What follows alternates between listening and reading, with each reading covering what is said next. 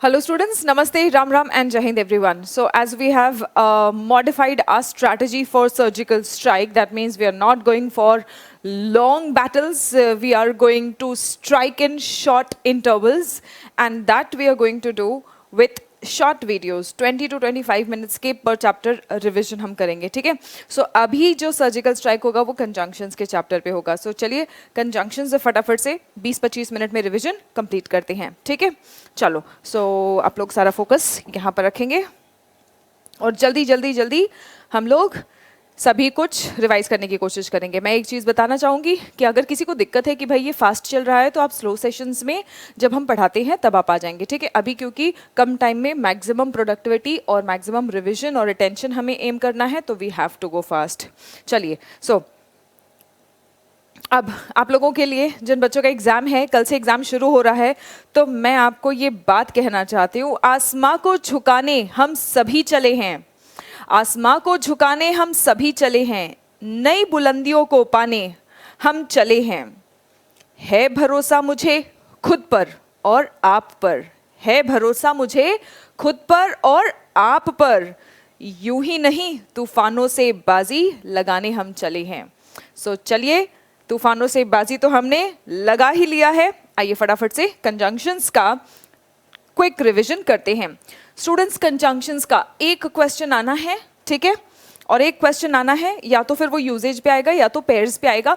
Pairs पे आने का बहुत ज़्यादा हाई चांसेस है, सो याद रखना बोथ के साथ में पेयर किसका बनेगा, बोथ के साथ पेयर बनेगा एंड का, ठीक है। बोथ के साथ पेयर बनता है एंड का, बोथ के साथ में अक्सर as well as along with together with इन शब्दों को जोड़ देते हैं। इनके साथ में ये वाले ग्रुप के शब्द बिल्कुल भी नहीं आएंगे, ठीक है। ऑल राइट, बिटवीन के साथ में अक्सर टू ऐड करते हैं, टू नहीं आएगा एंड आएगा। फ्रॉम के साथ टू आता है, फ्रॉम के साथ टू आता है। नाइदर के साथ भी नॉर आएगा, कई बार सेंटेंस में वो और दे देते हैं, थोड़ी सी लापरवाही नजर हटी और दुर्घटना घटी। सो नाइदर के साथ में नॉर, आइदर के साथ में और, आइदर के साथ में एल्स भी वो दे देते हैं लेकिन वो गलत है, ठीक है। टी डबल और टू के साथ में सिंगल टू, सो के साथ में दैट, अच्छा सो के साथ में एज भी आता है, सो के साथ में दैट भी मैंने आपको बताया है, ठीक है। इनको देखो, सो के साथ में दैट, सो दैट ताकि, इसका मीनिंग क्या निकला, ताकि।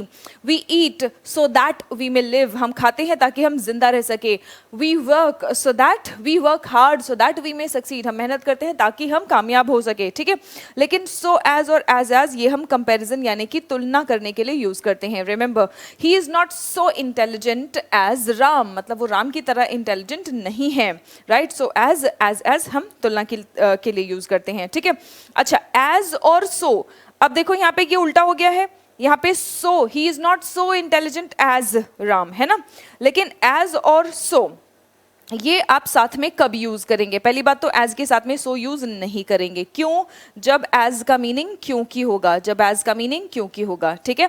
अगर एज का मीनिंग क्योंकि हुआ, as I was ill so I did not go to office, वो गलत हो जाएगा, ठीक है। एज के साथ में सो का प्रयोग नहीं करेंगे, यहाँ पे एज का क्या मीनिंग है, क्योंकि, ठीक है। लेकिन इसका एक एक्सेप्शन है, as you sow, as you एक सेंटेंस है, एक प्रोवर्ब है, एज यू सो, सो का मतलब होता है बोना, जैसा बोगे वैसा काटोगे। As you sow, so shall you reap, so shall you reap. So अगर ये क्वेश्चन आ गया आपके सीधा सीधा सेंटेंस में एरर स्पॉटिंग के लिए या फिलअप्स के लिए, फिलअप्स के लिए आया तो सो आप मार्क कर देंगे, ठीक है। एरर स्पॉटिंग में आया तो आप नो एरर मार्क करेंगे। चलिए, no sooner than, no sooner के साथ में भी कंजंक्शन आपका जो पेयर बनता है वो है दैन का।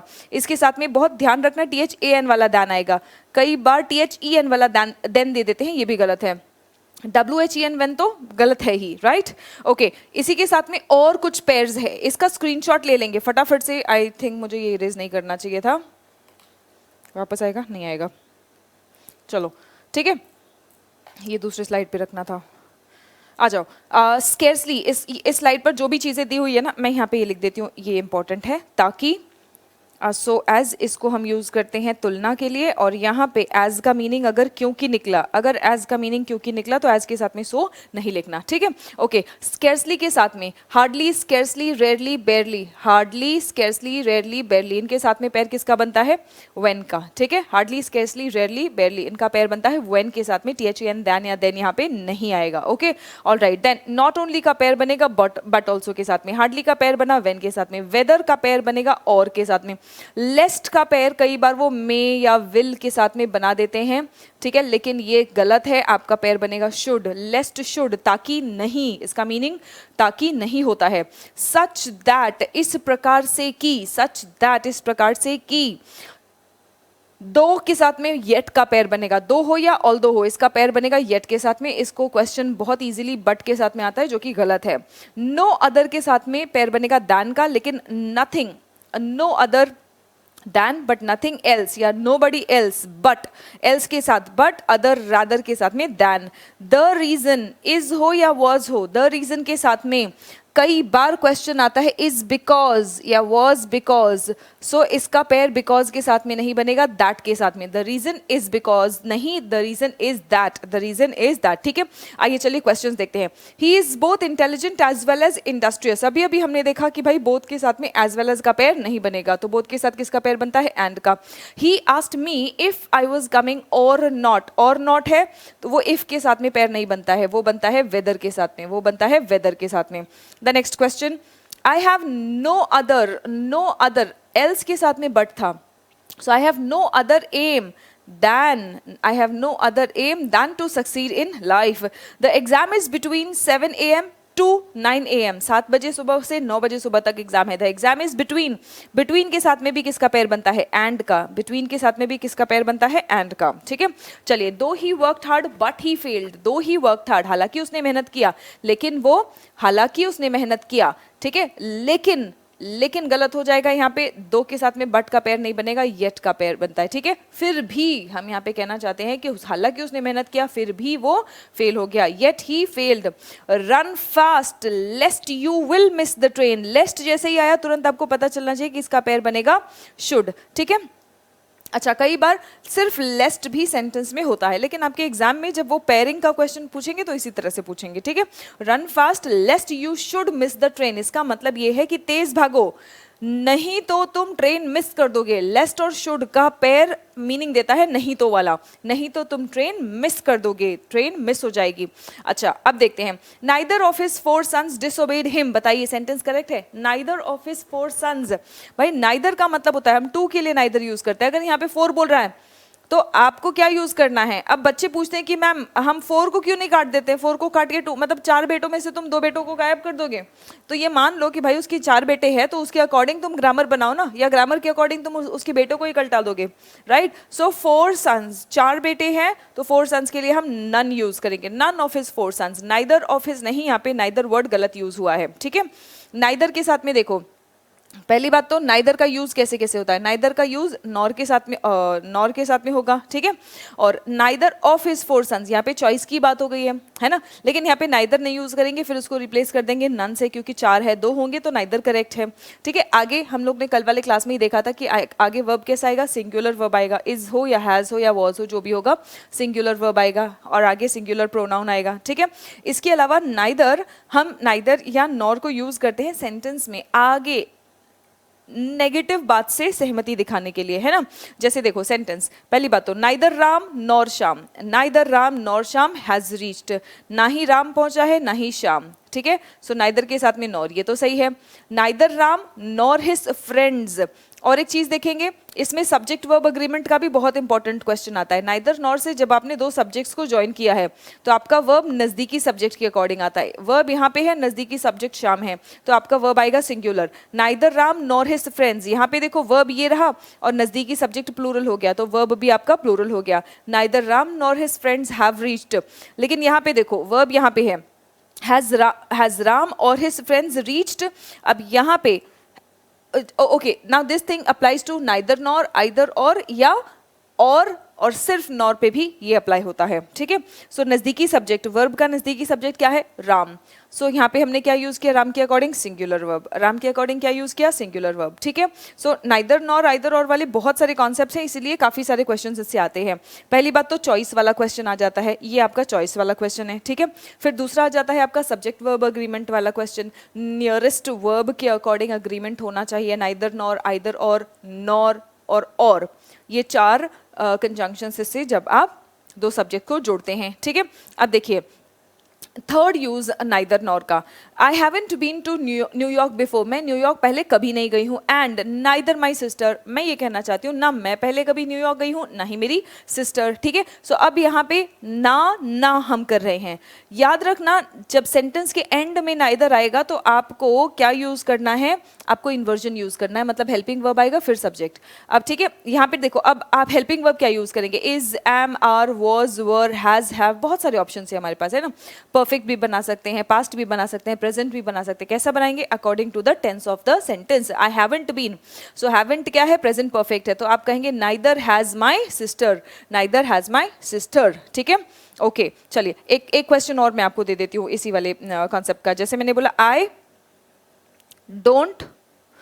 डोंट गेट एंग्री, मैं गुस्सा नहीं होती, I don't get angry, and neither my sister, बताओ क्या कहोगे, neither I don't get angry, ठीक है। माई सिस्टर के हिसाब से तो डू या डज यूज करेंगे, है ना, डू या डज क्योंकि टेंस के अकॉर्डिंग, और माई सिस्टर के अकॉर्डिंग डज, सो हम लिखेंगे neither does my sister, neither does my sister, ठीक है। I hope this idea is clear. चलो अब करेक्ट पेयर्स के साथ साथ आपको रॉन्ग पेयर्स भी कुछ याद रखना है, ठीक है। एज सुन एज, इफ या वेन, एज सुन एज हो, एज सुन एज के साथ में देन नहीं आएगा, इफ के साथ में देन नहीं आएगा, वेन के साथ में देन नहीं आएगा, इनका पेयर नहीं है, ये एज सुन एज ऐसे ही अकेले ही चलता है, ठीक है। इफ भी अकेले ही चलता है, वेन भी अकेले ही चलता है, इसका अगर आपने वेन से पेयर बना दिया तो गलत हो जाएगा, ठीक है। सपोज के साथ में इफ या सपोजिंग यूज नहीं करते, इन दोनों में से कोई भी एक यूज कर लीजिए, दोनों साथ में कभी भी यूज नहीं होते हैं, ठीक है। बहुत कॉमन क्वेश्चन है इसका भी।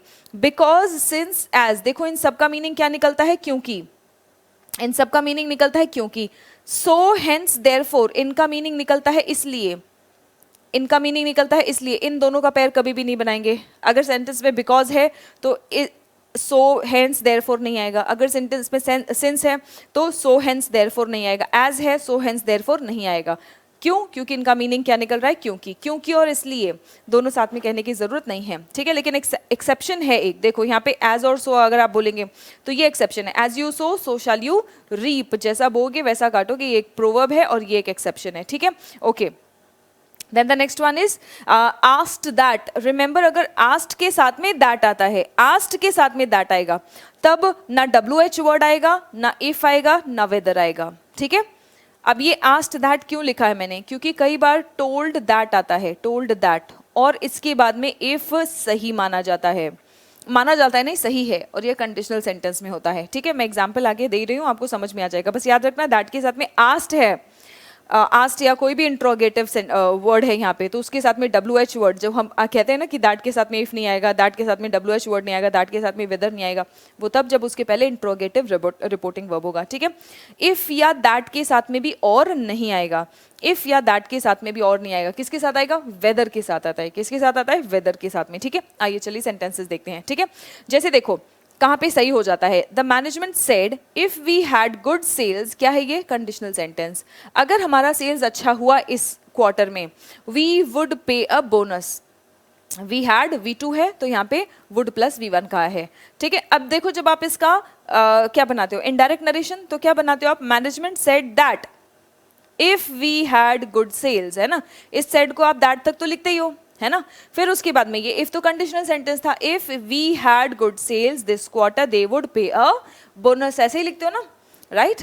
सो रिमेंबर दैट इफ यहाँ पे सही हो गया है, क्यों, क्योंकि ये कंडीशनल सेंटेंस था, और कंडीशनल सेंटेंस की पहचान क्या है, इसके पहले सेड या टोल्ड होगा, इसके पहले सेड या टोल्ड होगा। अगर आस्क्ड होगा इसका मतलब आस्क्ड होगा, इसका मतलब वो इंट्रोगेटिव है, और वहां पे आस्क्ड दैट इफ गलत हो जाता है, ये यहाँ पे गलत हो जाता है, ठीक है।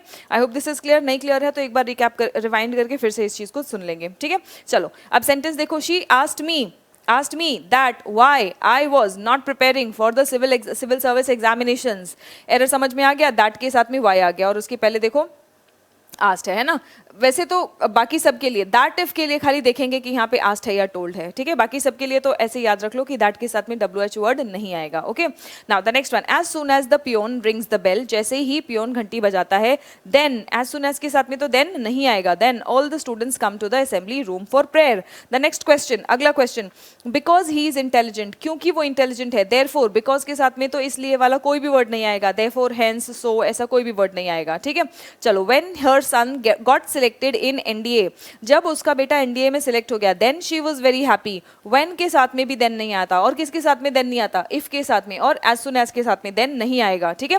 अब द सेम जो है, द सेम के तुरंत बाद रिलेटिव प्रोनाउन हम क्या यूज करते हैं, दैट, और एज भी सही माना जाता है, ठीक है। द सेम के बाद में दैट भी सही है, एज भी सही है, लेकिन दोनों का कंडीशन अलग अलग है, ठीक है। कंडीशन क्या क्या अलग है, देखो, अगर यहाँ पे वर्ब स्पष्ट है, मतलब स्पष्ट रूप से आपको वर्ब दिख जाएगा तो आप दैट यूज करेंगे, लेकिन वर्ब अगर आपको स्पष्ट रूप से नहीं दिख रहा है तो आप क्या यूज करेंगे, एज यूज करेंगे। आइए चलिए देखते हैं कुछ एग्जांपल्स।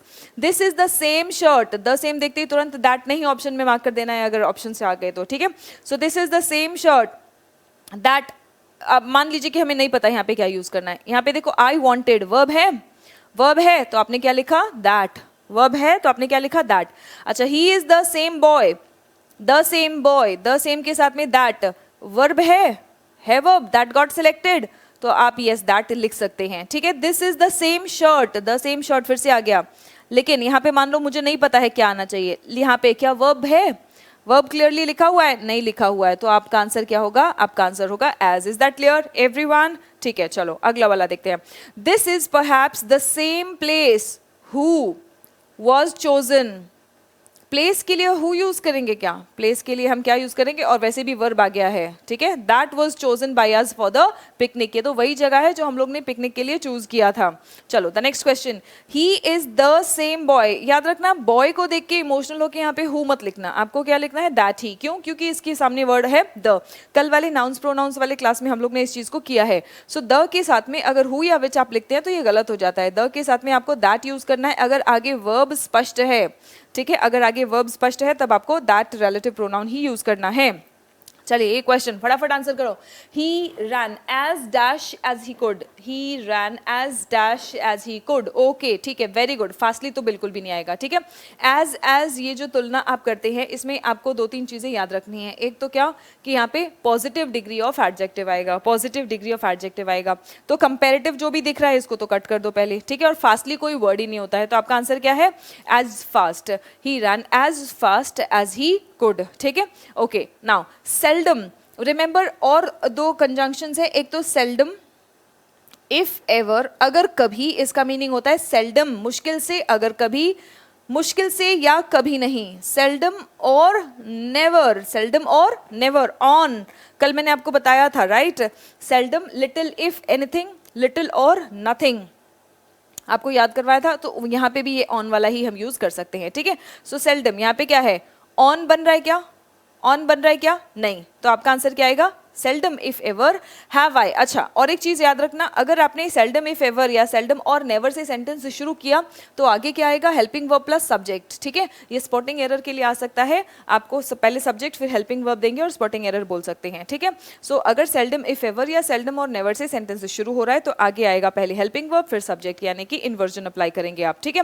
चलो सेल्डम ऑन, ऑन बन जाएगा तो आपका ऑन वाला आंसर है। सेल्डम और never have I told a lie, seldom और never have I told a lie। आइए, no sooner had the hockey match started when, no sooner आया तो फटाक से देखेंगे कि आगे यहाँ पे THAN than है कि नहीं, नहीं है, तो यही आपका एरर है। इसके साथ में और एक चीज जो आप याद रखेंगे, no sooner के साथ सेंटेंस शुरू हुआ तो यहाँ पे भी आपको पहले हेल्पिंग वर्ब लिखना है और फिर उसके बाद में आपको अपना सब्जेक्ट लिखना है, हेल्पिंग वर्ब और सब्जेक्ट लिखना है, ठीक है। No sooner had the hockey match started then it began to rain, then it began to rain, ठीक है।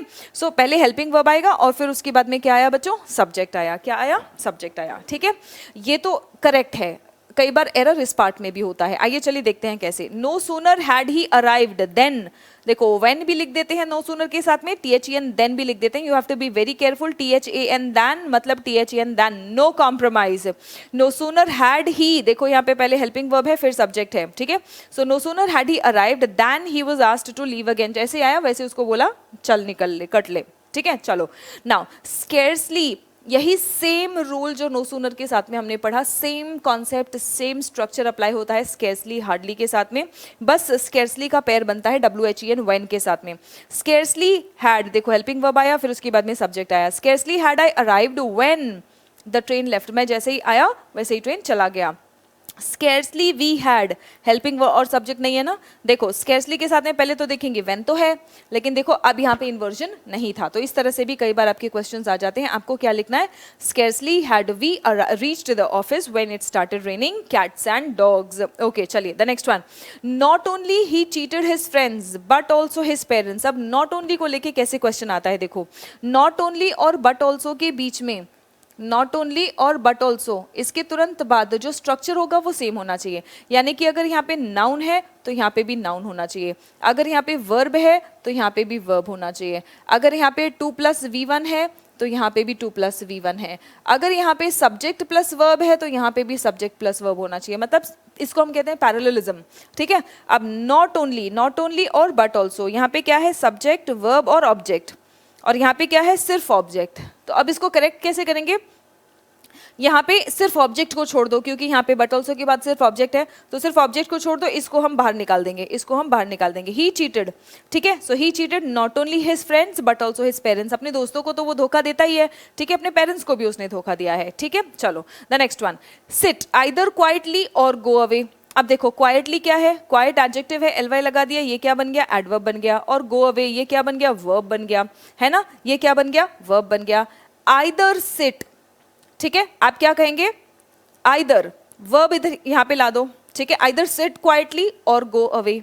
ठीक है, सो आइदर सिट को यहाँ पे लिख दो तो ये वर्ब आ जाएगा, यहाँ पे वर्ब आ गया, यहाँ पे भी वर्ब आ गया, तो बैलेंस हो जाएगा। ठीक है, आइदर सिट क्वाइटली, या तो चुपचाप बैठो या निकल लो। ठीक है, सो यहाँ पे आप सिट को लिख देंगे, आपका सेंटेंस सही हो जाएगा। Now neither the poor villagers grow, मतलब यहाँ पे सब्जेक्ट आ गया और वर्ब आ गया, नॉर ईट वेजिटेबल्स, यहाँ पे वर्ब आ गया। ओके ठीक है, सो अब क्या करेंगे, सब्जेक्ट वर्ब, नॉर के बाद में सिर्फ वर्ब है, यहाँ पे सिर्फ वर्ब को छोड़ के बाकी चीज को क्या है, द पुअर विलेजर्स, इसको बाहर निकाल दो। ठीक है, so the poor villagers neither grow nor eat vegetables. बहुत ध्यान से सुनते जाएंगे, ठीक है, फोकस होके 15-20 मिनट खाली दे देंगे और आपका कंप्लीट मैं यहाँ पे ये रिवाइज करवा दूंगी। ठीक है, आइदर हमने कैसे लिखा, आइदर सिट क्वाइटली, वर्ब यहाँ पे लिख दिया, और गो अवे, वर्ब बैलेंस हो गया, है ना, तो ये सेंटेंस सही हो गया।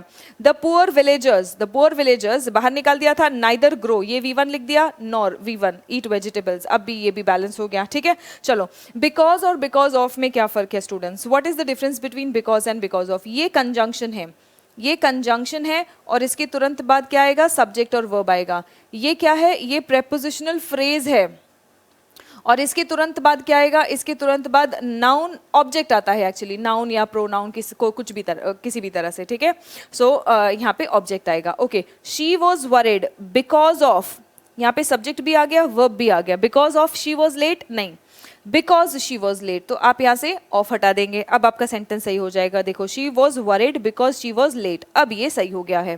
ठीक है, because she was late, subject और वर्ब आ गया है, तो आप यहाँ पे बिकॉज लिखेंगे। Okay, now she was late because the train, because the train, यहाँ पे तो सिर्फ नाउन आ गया, यहाँ पे सिर्फ नाउन आ गया, तो ये गलत है। क्यों गलत है, okay, she was late because of लिख दिया, बिकॉज ऑफ द ट्रेन, अब ये सही हो गया है। ठीक है, अब ये सही हो गया है। ये सब्जेक्ट और वर्ब के कॉम्बिनेशन को क्या कहते हैं, क्लॉज कहते हैं। ठीक है, सो बिकॉज के बाद में क्लॉज आता है, बिकॉज ऑफ के बाद में सीधा नाउन या कोई ना कोई ऑब्जेक्ट आएगा। ठीक है, चलिए कुछ और क्वेश्चन देखते हैं। You are quite right when you say that the reason why, जैसे ही ये देखो तुरंत समझ जाओ कि आगे वो क्वेश्चन क्या पूछने वाला है। The reason why we are successful is because, बस यही तो गलती कर दी, is that we work hard, error कहाँ पे है, सी पार्ट में। The reason why he was rejected, the reason why he was rejected was because, देखो यहाँ पे is हो या was हो उससे फर्क नहीं पड़ता, बस सेंटेंस का टेंस चेंज हुआ है।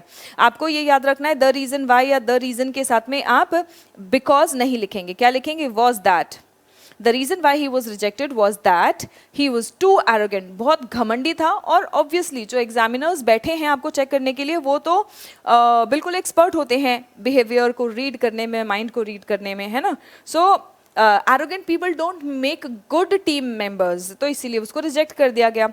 The period between के साथ में तो एंड आता है, between 2000 to 2020 was very significant, आप बोलेंगे was कैसे आया, the period के according was very significant in my life, मेरे जीवन में ये जो समय है 2000 से लेके 2020 तक बहुत ही महत्वपूर्ण रहा है। I cannot say if he has attended the meeting और नॉट, इफ के साथ में या दैट के साथ में और नॉट नहीं आएगा तो हम क्या करेंगे, यहाँ पे हम लिख देंगे वेदर। हम यहाँ पे क्या लिख देंगे, वेदर। ओके ठीक है, चलिए the next one, she was not so well versed. She was not सो, अब याद रखना हमें सो एज कब यूज करना है, जब हमें तुलना करना है, और सो दैट हमें कब कहना है, जब हमें कहना है इतना की, जब हमें कहना है इतना की, ठीक है। ही वॉज सो, अच्छा और एक सो दैट आता है, सो दैट तुरंत आता है, ठीक है, जिसका मतलब होता है ताकि, ओके, और इसका मतलब होता है इतना की, इसका मीनिंग इतना की भी होता है, ठीक है। और ये हम यूज करते हैं तुलना के लिए। जैसे इसका मीनिंग निकलता है इतना जितना, ठीक है। Now she was not so well versed in English that we had expected. So that का मीनिंग क्या है, इतना की। सो शी वॉज, वो इतना वेल वर्स्ड नहीं थी कि हमने एक्सपेक्ट किया। ये तो मीनिंग जितना वाला आ रहा है, वो इतनी अच्छी नहीं थी इंग्लिश में जितना हमने सोचा था, है ना। तो यहाँ पे जितना वाला मीनिंग आया तो आपको क्या लिखना है, एज। वो इतनी अच्छी नहीं थी इंग्लिश में जितना हमने सोचा था। She was not so well versed in English as we had expected, जैसा हमने सोचा था, ठीक है। अच्छा, I needed that money so desperately, इतना डेस्परेटली मुझे वो मीनिंग मनी चाहिए था। एज का तो मतलब हो गया जितना, I was, it was like a blessing, जितना कि वो ब्लेसिंग की तरह था। या यहाँ पे ये मीनिंग निकल रहा है कि मुझे इतना जरूरत था पैसे का कि it was like a blessing when it arrived, जब पैसे मिले मुझे तो ऐसा लगा जैसे कोई ब्लेसिंग हो, कोई आशीर्वाद हो। आई नीडेड दैट मनी इतना डेस्परेटली कि वो एक आशीर्वाद की तरह आया, है ना। सो यहाँ पे हमें कहना इतना की, तो हम क्या कहेंगे, एज नहीं, यहाँ पे दैट यूज करेंगे। इसी को 2 बार सुन लेंगे बच्चे, इसी को तुरंत 2 बार सुन लेंगे। सो एज कैसे यूज करना है, सो दैट कैसे यूज करना है, बिल्कुल क्लियर हो जाएगा, ठीक है। सच वॉज हिज प्रोनाउंसिएशन, सच यानी इस प्रकार से उसका प्रोनाउंसिएशन था। सच से सेंटेंस शुरू हुआ है तो याद रखना यहाँ पे हेल्पिंग वर्ब आया है, फिर उसके बाद में सब्जेक्ट आया है, ठीक है। इस प्रकार से उसका प्रोनाउंसिएशन था, सच के साथ में भी एज आप एग्जाम्पल देने के लिए बोलते हो। हम कहते हैं ना कि such as, I like cricketers such as Dhoni, है ना। तो सच एज बोल के आप क्या करते हो, आप उदाहरण देते हो, ठीक है। सच दैट मतलब इतना की, इतना ऐसा उसका प्रोनाउंसिएशन था। सच वॉज हिज प्रोनाउंसिएशन दैट, कि मैं कुछ समझ ही नहीं पाया, I could not understand him. उसका प्रोनाउंसिएशन इस तरह से था कि मैं उसको समझ ही नहीं पाया। अच्छा ये देखो, how do you manage to speak to her with so great patience. So मतलब इतना ग्रेट पेशेंस नहीं, हम यहाँ पे ओनली सो नहीं यूज करते हैं। अब जैसे हम कहते हैं ही इज सो सैड, सो हम यहाँ पे आपको इम्प्रूवमेंट बताते हैं कि सो को हटा के आप क्या लिख दो, वेरी, क्योंकि हम यहाँ पे कहना चाहते हैं बहुत। लेकिन यहाँ देखो, जब ये सेंटेंस पूछ रहा है तुम मैनेज कैसे करते हो उससे इतना पेशेंस से बात करना, इतनी धैर्य से उससे बात करना कैसे मैनेज करते हो, तो वो आश्चर्यचकित है ना। तो आश्चर्यचकित होने के लिए सच अ ग्रेट पेशेंस हम लिखेंगे। पेशेंस मतलब धैर्य, इतने धैर्य के साथ तुम उससे बात कैसे कर लेते हो, how do you manage to speak to her with such a great patience, such a great patience, ठीक है।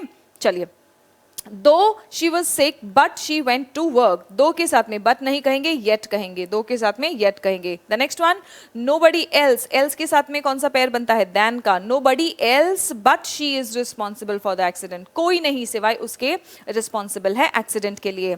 Dash God is with you, you need not fear, जब तक भगवान तुम्हारे साथ है। देखो जब तक आया ना फीलिंग, एज सुन एज का मतलब हो गया जैसे ही, एज सुन एज का मीनिंग हो गया जैसे ही। एज लॉन्ग एज मतलब जब तक के, है ना। सो जब तक कि भगवान तुम्हारे साथ है तुम्हें डरने की जरूरत नहीं है, ठीक है। The next one, start early, जल्दी निकलो, जल्दी शुरू करो। Dash you should miss the train, so should का पैर किसके साथ बनता है, लेस्ट के साथ में बनता है, ठीक है। Okay, so this is the end of our session, this is the end of our session. मैंने फटाफट से आप लोगों को कंजंक्शंस बच्चों रिवाइज करवा दिया है, ठीक है, बहुत जल्दी जल्दी कंजंक्शंस रिवाइज करवा दिया है। इसी तरह से मैं क्विक वीडियोस लेके आऊंगी टेंसेस का, सब्जेक्ट वर्ब अग्रीमेंट का, ठीक है, आप ट्रैवल कर रहे हो या कुछ ऐसे ही आप बैठ के इसको फटाफट से क्विकली, मतलब अगर मान लो मुझे 20 मिनट लगे हैं, 30 मिनट लगे हैं, तो आप इसको 10 या 15 मिनट में फास्ट फॉरवर्ड करके 1x 2x पर रिवाइज कर सकते हैं, ठीक है। सो कंजंक्शंस के जितने भी इंपॉर्टेंट क्वेश्चंस आ सकते थे वो सारे मैंने पैटर्न्स जितने भी आ सकते थे वो करवा दिए, ठीक है। नेक्स्ट वीडियो आ रहा है आपका वॉइस का और नरेशन का। वॉइस और नरेशन करेंगे, सब्जेक्ट वर्ब अग्रीमेंट करेंगे, टेंसेस करेंगे, प्रेपोजिशंस, और प्रेपोजिशंस के साथ में ही मैं थोड़े से फ्रेजल वर्ब्स भी लाने की कोशिश करूंगी। लेट्स सी वीडियो लंबा ना हो, लेकिन प्रेपोजिशंस के साथ थोड़े से इंपॉर्टेंट फ्रेजेस तो मैं बता ही दूंगी, ठीक है। चलो, so keep studying, see you in the next video. जय हिंद एवरीवन।